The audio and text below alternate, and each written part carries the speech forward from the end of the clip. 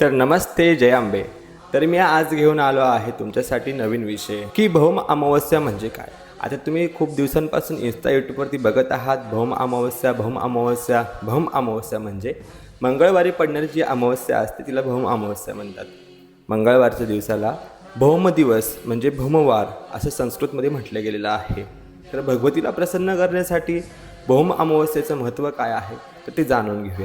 तर या भौम अमावस्या दिवशी जो कोणी उपासक भगवतीचा साधक व भगवतीचा प्रिय भक्त व भगवतीविषयी प्रेम करणारा जो कोणी ह्या दिवशी भगवतीची उपासना करेल तर ह्या भौम अमावस्येच्या दिवशी जो कोणी भक्त भगवतीचे दुर्गा अष्टोत्तर शतनामाचे पठण करेल दुर्गा अष्टोत्तर शतनामाचे अनुष्ठान करेल जो कोणी उपासक साधक या दुर्गा बिसा यंत्राचं गोलोचन कुमकुम लाख सिंदूर कापूर मधु म्हणजेच मध याचं मिश्रण करून त्याची शाही बनवून डाळिंबाच्या काडीने हे यंत्र स्थापन करायचं आहे. आणि या यंत्राची स्थापना केल्यानंतर दुर्गा अष्टोत्तर शतनाम स्तोत्राचे 108 वेळा त्या अमावस्येच्या दिवशी पठण करायचं आहे. आणि ह्या यंत्राचे पठण झाल्यानंतर देवीला नैवेद्य अर्पण करून देवीची आरती गाऊन भगवतीची क्षमा प्रार्थना मागून भगवतीला प्रसन्न करून घ्यायचं आहे. जोही भक्त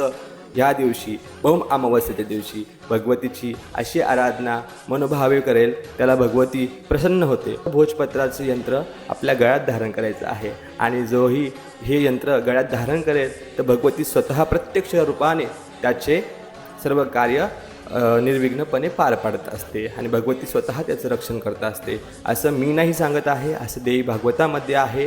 तर देवी भागवतामध्ये आहे आणि दुर्गा अष्टोत्तर शतनाम स्तोत्रामध्ये सुद्धा आहे.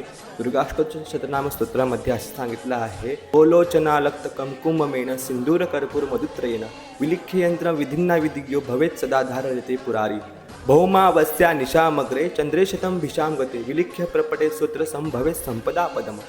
असं त्या भगवतीने दुर्गा अष्टोत्तर शतनाम स्तोत्रामध्ये सांगितलेलं आहे. तर नमस्ते जय अंबे जय श्री महाकाल.